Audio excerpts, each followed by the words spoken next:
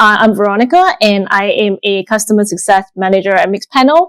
And today's topic is really about, helping you to understand how do we best translate user value into core product metrics. We are a product analytics platform that really aim to help our customer build the best leading product. Focus metric is the metric that your entire company's priority can be aligned towards. We need to understand our focus metric. The second is that we need to understand what is our engagement metric.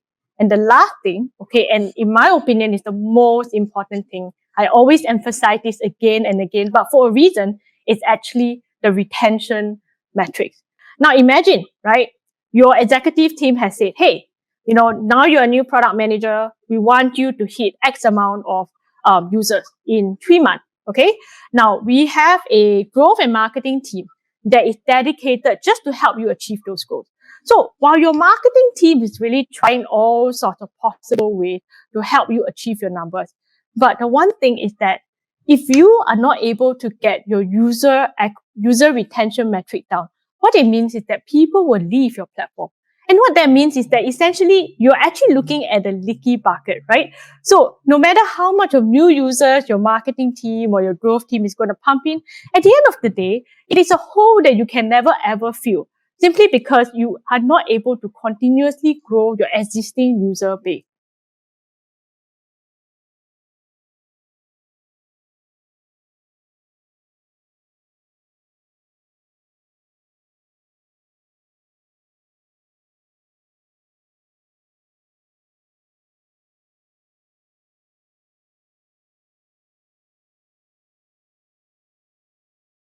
There is no one size fit all approach, right? When it comes to building successful product, okay? But even then, like I mentioned earlier, you can always go back to the guiding question, which I shared earlier. And then from there, you can actually translate that into some core metric that will hopefully help you with identifying some key trends. Okay. The second thing is always monitor your core product metric for time to time, right? Because you don't want actually to fall into the trap of just waiting for your users to tell you, hey, this product is not working. Hey, I'm finding a lot of difficulty trying to understand this, right? Always aim to be the one to build the windmill, right? Always be the forward-looking one instead of just, waiting there to build the wall, like I shared in the Chinese proverb. Number 3, do not be afraid to make the pivot when necessary. As much as it's very easy to just say this, I know how daunting it is, right? To really have, all your product roadmap, your product direction all figured out, only to realize that your data is telling you something else.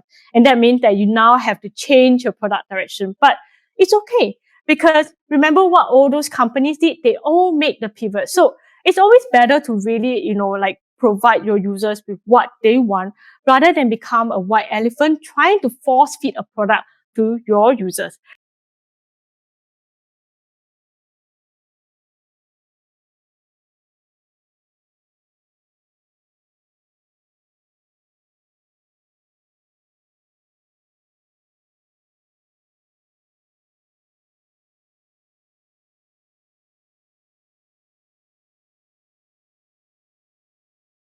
The best way to kind of first go about it is, yes, you always need to have a problem statement, because without a problem statement, there are like literally 1,000 things that you can improve of the product, right? So the good thing is that if you really have a problem statement, say for example, your problem statement is that, okay, I have a lot of users on my platform, but the problem is a lot of these users are just casual users. They just use my product like once in a blue moon. And that's not what I want, because at the end of the day, I want people who are constantly coming back to my platform to engage with me as much as possible.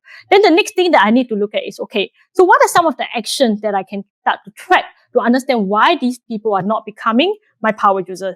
So like what my own customer did, right, was that they actually broke it down into different customer groups. And what they did was that they went into an exploratory report to understand what the other group of users were doing that this group of users was not doing, that actually caused the other group of users to be more, active on my platform. And with that, then you can say, okay, maybe this magical event that I'm looking at is, say, for example, viewing user guide. then what I can do is I can design in a user flow. And I think someone actually mentioned that during my session, which is, designing gamification factors to kind of have this interactive walkthrough, right? So these are just some of the ways that you can go about doing it. And I also like to bring up the point of experimentation, right? Experimentation is extremely important in today's world.